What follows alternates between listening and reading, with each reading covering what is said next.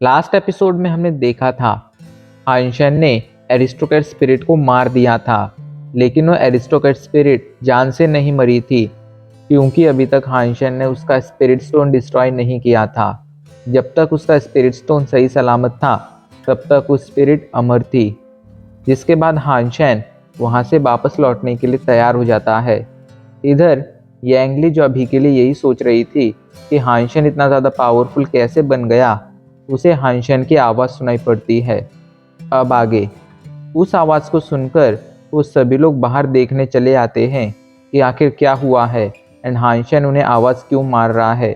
लेकिन जब बाहर आकर वो बाहर का सीन देखते हैं तो उनकी आंखें खुली की खुली रह जाती हैं।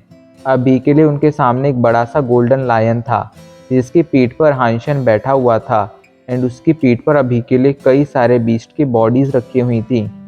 इतने सारे बीस्ट बॉडीज देखकर वो सभी लोग शॉक में चले गए थे। तभी ल्यू फेंग आगे आता है एंड कहता है, हाइंशन क्या इन सभी को तुमने मारा है?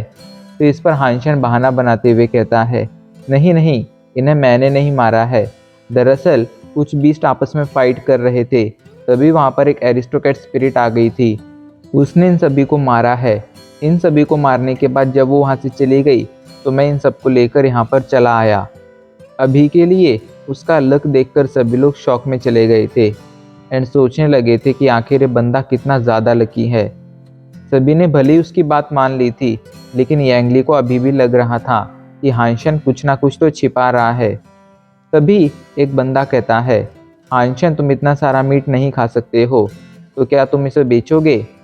इस पर हाइंशन कहता है, हाँ मैं इन्हें बेचूंगा, लेकिन मैं उन लोगों को काफ़ी सस्ते में बेचूंगा जो लोग मेरी टीम ज्वाइन करेंगे। बाकी लोगों को दुगनी कीमत देनी होगी। ये सुनकर सभी लोग उससे पूछते हैं कि आखिर वो कहना क्या चाहता है। तो हाइंशन समझाता है, मैं अभी के लिए यहाँ पर एक टीम स्टैब्लिश करने जा रहा हूँ। जो भी इस टीम में रहेगा उसे मैं सभी तरह के रिसोर्सेज काफ़ी कम कीमत में प्रोवाइड करूँगा। बाकी सभी को उसके लिए दुगनी तिगनी कीमत देनी होगी। तो इस पर एक बंदा पूछता है, जो लोग टीम ज्वाइन नहीं करेंगे उन्हें आखिर कितनी कीमत देनी होगी?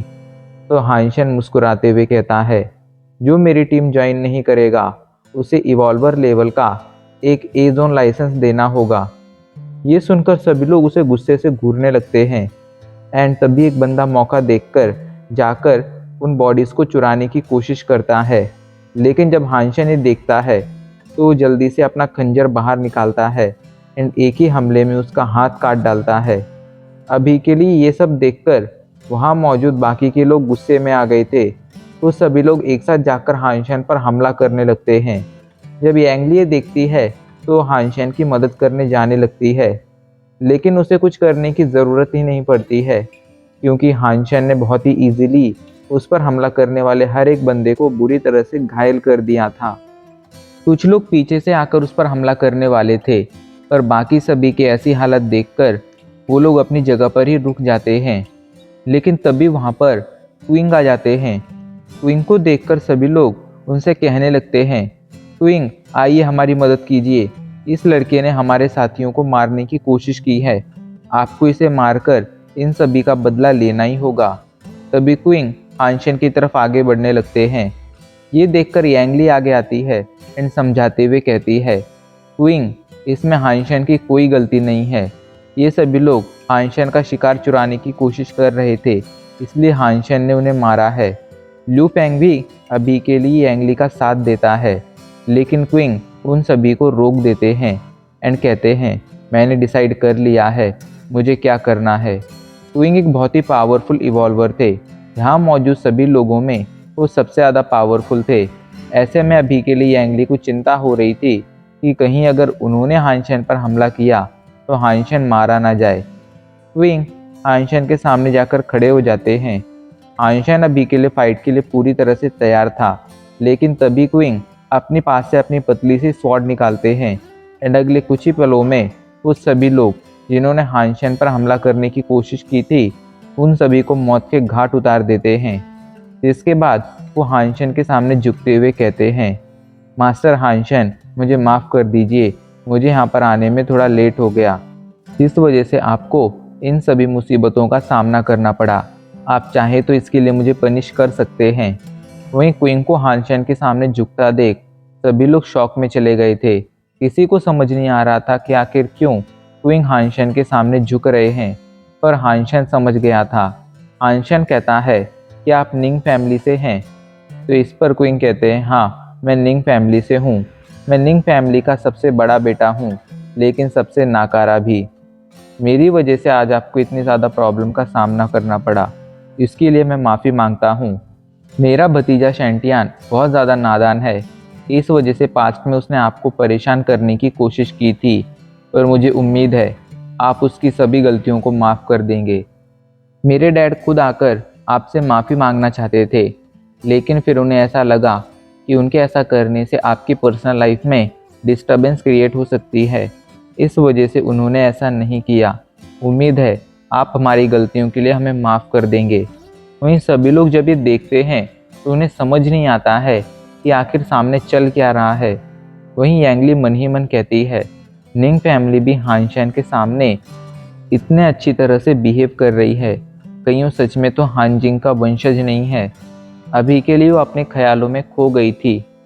तभी हानशैन उसे उसके ख्यालों से बाहर लेकर आता है एंड कहता है, यांगली तुम्हें इन सभी बॉडीज़ को डिस्ट्रीब्यूट करना है। अभी के लिए तुम्हें एक टीम फॉर्म करनी है, एंड हाँ याद रखना उस टीम में सही लोगों को ही ज्वाइन करना, बाकी लोगों को तुम्हें उस टीम में लेने की कोई ज़रूरत नहीं है। यांगली को सभी काम सौंपकर हानशैन वहाँ से डफने आ जाता है। वो अपने कमरे में बैठा कुछ काम कर ही रहा था, तभी एक बंदा उसके पास आता है एंड हानशैन से कहता है, आज महीने का आखिरी दिन है, इस वजह से मिस्टर चैन ने अभी के लिए टेस्ट रखा है। हमें जाकर उस टेस्ट को ज्वाइन करना चाहिए। अगर हम उसमें जीतेंगे तो हमें कोई ना कोई रिवॉर्ड ज़रूर मिलेगा। उसकी बात मानकर हानशैन टेस्टिंग एरिया में आ जाता है। अभी के लिए मिस्टर चैन अनाउंस करते हैं, जो भी सोल्जर अपने सामने मौजूद स्प्रिंट नाम की मशीन की लेवल 10 ग्रेविटी होते हुए भी इसे पार कर लेगा, उसे मैं खुद एक इवॉल्वर लेवल का एज जोन लाइसेंस दूंगा। अभी के लिए सभी लोग वो रिवॉर्ड पाना चाहते थे, लेकिन बहुत से लोग पहले ही ट्राई कर चुके थे। इसके बावजूद कोई भी इस टेस्ट को पास नहीं कर पाया था। तभी वैंग कहता है, चैनजिन, mech team, maintenance team, guard team और मेडिकल टीम, सभी टीम से लोग ट्राई कर चुके हैं, लेकिन अभी तक तुम्हारी कुकिंग टीम से कोई आगे नहीं आया है। क्या तुम अपनी कुकिंग टीम में आए न्यू कमर को कोई चांस नहीं देना चाहोगे? तो इस पर चैनजिन गुस्से में आ जाता है एंड कहता है, आखिर तुम कहना क्या चाहते हो? कुकिंग टीम का कोई भी बंदा बहुत ज़्यादा पावरफुल नहीं हुआ करता था। ऐसे में ये साफ साफ समझा जा सकता था कि वैंग बस उन्हें भड़काने की कोशिश कर रहा था। पर तभी बीच में हानशैन आता है एंड कहता है, मिस्टर शैनजिन आप शांत हो जाइए एंड मुझे एक बार स्पिरिट को ट्राई करने दीजिए। शैनजिन उसकी बात मानकर शांत हो जाता है। इधर हानशैन अभी के लिए स्पिरिट के सामने जाकर खड़ा हो जाता है। यानरेन ने उसकी यहाँ पर रिक्रूटमेंट करने के लिए बहुत ज़्यादा एफर्ट्स डाले थे एंड हानशैन उसके एफर्ट्स को बर्बाद नहीं होने दे सकता था। अभी के लिए यानरेन ने उसे ये भी बताया था कि वैंग हायर ऑफिशियल्स का एक बंदा है। वैंग को यहाँ पर हायर ऑफिशियल्स ने भेजा है। वो लोग वैंग को डफने का कैप्टन बनाना चाहते थे, लेकिन यानरेन की वजह से वो डफने का कैप्टन नहीं बन पाया। इस कारण वो यानरेन से बहुत ज़्यादा चिढ़ता है एंड उससे बदला लेने की हर एक कोशिश करता है। कुछ ही पलों में टेस्ट शुरू हो जाता है। हानशैन तेजी से स्प्रिंट के अंदर भागने लगता है। सभी की नज़रें उस पर टिकी हुई थी, खास करके मिस्टर चैन की, क्योंकि अभी के लिए उन्हें ये पता था कि हानशैन की सिफारिश यानरेन ने खुद की थी एंड उसकी वजह से ही हानशैन यहाँ पर है। मिस्टर चैन जी फैमिली से जुड़े हुए थे। ऐसे में वो जानना चाहते थे कि यानरेन ने जिस बंदे की इतनी सिफारिश की है वो आखिर कितना ज़्यादा पावरफुल है। उनके साथ साथ मैस ऑफिसर जाओपिंग भी इस टेस्ट को देख रहे थे एंड वो भी हानशैन की तारीफ कर रहे थे। कुछ ही पलों में हानशैन बहुत ही इजीली स्प्रिंट के टेस्ट को कंप्लीट कर लेता है। अभी के लिए उसकी परफॉर्मेंस से कुकिंग टीम का हर एक बंदा बहुत ज़्यादा खुश था एंड उसकी तारीफ कर रहा था। वहीं कुछ लोग ये बातें कर रहे थे कि आखिर जब ये बंदा इतना ज़्यादा अच्छा है तो आखिर इसे कुकिंग टीम में क्यों भेजा गया है? उसे मैक टीम या किसी और पावरफुल टीम में भेजना चाहिए था। तभी मिस्टर चैन हाइंशन के पास जाते हैं एंड कहते हैं, तुमने काफ़ी अच्छा परफॉर्म किया, यह है तुम्हारा रिवॉर्ड, इवॉल्वर लेवल का एज जोन लाइसेंस। जिसके बाद वो मन ही मन कहते हैं, स्पिरिट किसी इंसान की सिर्फ फिजिकल एबिलिटी को टेस्ट नहीं करता है, साथ ही साथ उसकी decision making, overall strength and बाकी सभी स्किल्स को भी मेजर करता है। ये लड़का सच में काफ़ी ज़्यादा टैलेंटेड है। यान रैन ने इसके लिए जो सिफारिश की है वो बिल्कुल भी गलत नहीं है। तभी हानशेन उन्हें सैल्यूट करते हुए कहता है, सर, ये मशीन ब्लैकहॉक मिलिट्री स्कूल के प्रोफेसर यैन ने डिज़ाइन की है, उन्होंने ही इसे बनाया है, मैं उन्हीं का स्टूडेंट हूँ। साथ ही साथ उन कुछ चुनिंदा लोगों में से हूँ जिन्होंने इसके टेस्टर के रूप में काम किया था, इस वजह से मैं इसे काफ़ी अच्छी तरह से जानता हूँ। ये सुनकर मिस्टर चैन कहते हैं, अगर ऐसी बात है तो तुम बाकी लोगों को स्पिरिट के बारे में बता सकते हो, क्यों ना तुम उन्हें एक लेक्चर दो। इस पर हानशन मान जाता है एंड सभी लोगों को लेक्चर देना शुरू कर देता है। सभी लोग उसका लेक्चर ध्यान से सुन रहे थे। हानशन उन सभी को लेक्चर देने के बाद अभी के लिए मार्शल आर्ट स्टोर में आ जाता है। वो वहाँ मौजूद सभी एस रैंक की मार्शल आर्ट टेक्निक को देखता है, लेकिन उसे कोई भी टेक्निक पसंद नहीं आती है। वो निराशा के साथ कहता है, आखिर यहाँ पर इतनी बेकार टेक्निक्स क्यों हैं? तो इस पर एक बंदा उसे बताता है, क्योंकि ये कोई सेंट हॉल नहीं है, यहाँ पर बहुत ही लिमिटेड मार्शल आर्ट टेक्निक्स हैं। लेकिन अगर तुम कोई अच्छी मार्शल आर्ट टेक्निक ढूंढ रहे हो तो मेरे पास तुम्हारे लिए एक सजेशन है, क्यों ना तुम mini crystal martial art technique को चुनो। अगर तुम उसे पूरी तरह से प्रैक्टिस कर लेते हो तो इसे पूरी तरह से प्रैक्टिस करने के बाद तुम्हारी बॉडी किसी क्रिस्टल जैसी हो जाएगी, जो बहुत सारे वेपन्स के अटैक को बहुत ही इजीली रोक सकती है। एक तरह से इसे प्रैक्टिस करने के बाद तुम्हारे पास एक मेटल बॉडी आ जाएगी। हानशेन को भी जब बाकी कोई ऑप्शन नहीं दिखता है तो मिनी क्रिस्टल को ही परचेस कर लेता है। लेकिन हानशेन को ऐसा करता देख अभी के लिए वैंग उसे बेवकूफ़ समझने लगा था। इधर हानशेन वहाँ से अपने कमरे में आता है एंड मिनी क्रिस्टल का जीन सॉल्यूशन पीकर उसकी प्रैक्टिस के लिए बैठ जाता है। मिनी क्रिस्टल एक काफ़ी अच्छी मार्शल आर्ट टेक्निक थी, बट इसके साथ एक प्रॉब्लम थी। इसे पूरी तरह से मास्टर करने में लोगों को 20 से 30 साल लग जाते थे, कुछ लोगों को तो 50 साल तक लग जाते थे। हानशेन के पास इतना ज़्यादा टाइम नहीं था, उसे जल्द से जल्द इस मार्शल आर्ट टेक्निक को मास्टर करना था। इस वजह से वो तुरंत इसकी ट्रेनिंग में लग गया था। वो इसकी कल्टीवेशन कर ही रहा था, लेकिन जैसे ही उसकी कल्टीवेशन के लिए बैठता है, अचानक से अपने आप ही उसकी आइस जेट स्किन एक्टिवेट हो जाती है। अचानक से हानशेन को बहुत ज़्यादा ठंड लगने लगती है एंड उसे बहुत ज़्यादा नींद आने लगती है। हानशेन को समझ नहीं आ रहा था कि आखिर उसके साथ एक हो क्या रहा है, लेकिन वो इतना समझ गया था कि अभी के लिए वो सो नहीं सकता है, क्योंकि अगर वो सो गया तो फिर वो कभी दोबारा उठ नहीं पाएगा। हानशेन को समझ नहीं आ रहा था कि आखिर कमरे का हीटर काम क्यों नहीं कर रहा है, क्या उसमें कोई फॉल्ट हो गया है।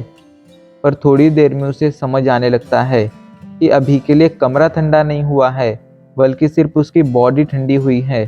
शायद उसकी बॉडी के साथ ही कोई प्रॉब्लम हुई है। हानशेन अपने आप को जगाने की पूरी तरह से कोशिश कर रहा था, लेकिन वो अपने आप को जगा कर रखने में नाकाम हो रहा था।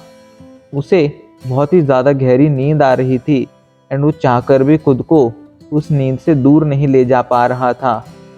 खुद को जगा कर रखने के लिए वो खुद को कई बार 4 से 5 थप्पड़ भी मारता है एंड फाइनली वो जागा रहने में कामयाब होता है। कुछ ही पलों बाद अचानक से उसकी बॉडी का टेम्परेचर नॉर्मल होने लगता है। हानशेन तुरंत कल्टीवेशन के लिए बैठ जाता है। हानशेन की बॉडी में अभी के लिए एक अलग सी एनर्जी दौड़ रही थी, जो उसे काफ़ी ज़्यादा रिफ्रेश फील करा रही थी।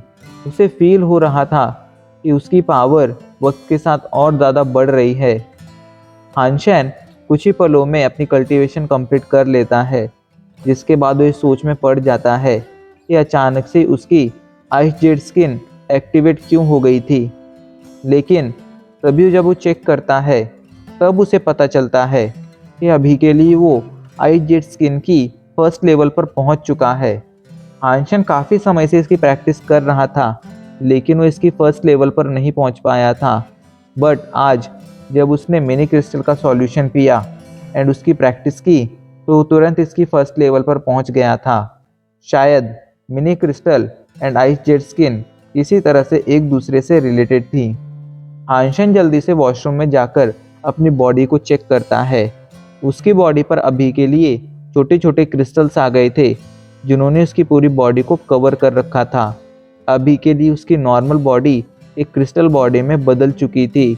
ऐसे में हानशन बहुत ही इजीली किसी भी वेपन के अटैक को ब्लॉक कर सकता था, वो भी आर्मर के बिना।